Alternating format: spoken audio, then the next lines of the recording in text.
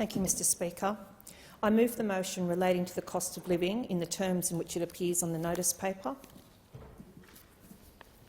Mr Speaker, 3.5 million Australians have a mortgage. 4 successive interest rate rises and uncontrolled inflation are crushing the quality of life for these Australians from 2 directions. First, real wages are rapidly eroding, and secondly, the budgets of small businesses and Australian families are being smashed with ballooning interest rate payments. Making ends meet for Australians is becoming increasingly more challenging with the current economy, and experts are warning that the real pain for families and small businesses is still months away. Mr Speaker, the government has now been in power for more than 100 days. Last month, the Reserve Bank of Australia increased rates for the 4th successive month in a row. It is noted that the RBA again meets tomorrow. Australians with a mortgage of $610,000 are now paying over $500 more per month on their mortgage than they were paying in May. Whilst interest rate decisions should remain the decision of an independent Reserve Bank, the government has not brought forward any plan to address cost of living pressures on families and also on small businesses. Instead, Mr Speaker, Labor has already walked away from its election commitment to cut power bills by $275. Similarly, Labor has already walked away from its commitment to deliver real wage increases. Mr Speaker, the government must improve its budget position.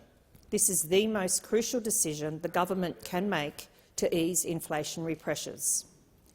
It is what the Coalition did in government, and it is what enabled the largest budget recovery in over 70 years. A $100 billion turnaround confirmed in the pre-election fiscal outlook.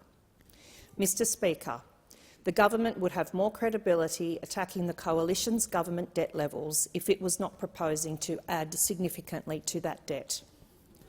Mr Speaker, the Parliamentary Business Budget Office confirmed that only the Coalition's election promises would put Australia on a pathway to financial resilience and, crucially, a better bottom line than Labor. Mr Speaker, let us revisit the Coalition's record. The Coalition ensured that Australia's recovery led the world on economic and jobs growth. The Coalition government focused on jobs and small business, as we believe in liberalism, innovation, entrepreneurship, and that a strong economy delivers improved living standards and better services for all Australians.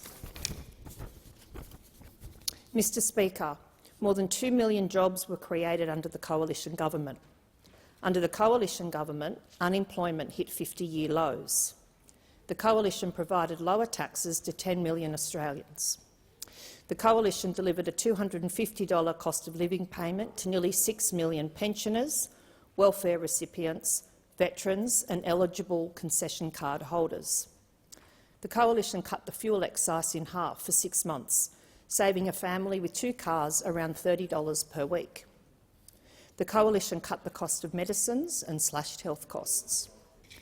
Mr Speaker, this is in stark contrast to the current government, which to date, after more than 100 days, has not shown Australians any plan to reduce the cost of living and no overall economic plan for Australia.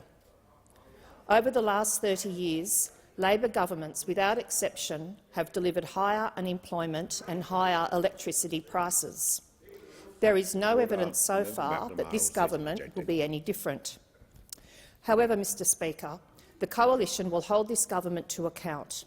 While nobody blames the government for many of the circumstances challenging Australia's economy, the government has both the opportunity and the levers to be proactive in its response to these challenges. Government is about making tough decisions in tough circumstances, not merely paying lip service and announcing that planning is underway. The risk to Australia is that whilst ever the government continues to procrastinate but fails to deliver, life simply becomes much harder for Australian families and small businesses. The government must now adopt and release a plan to ease pressures on the cost of living for Australian families and small businesses now, rather than waiting for an October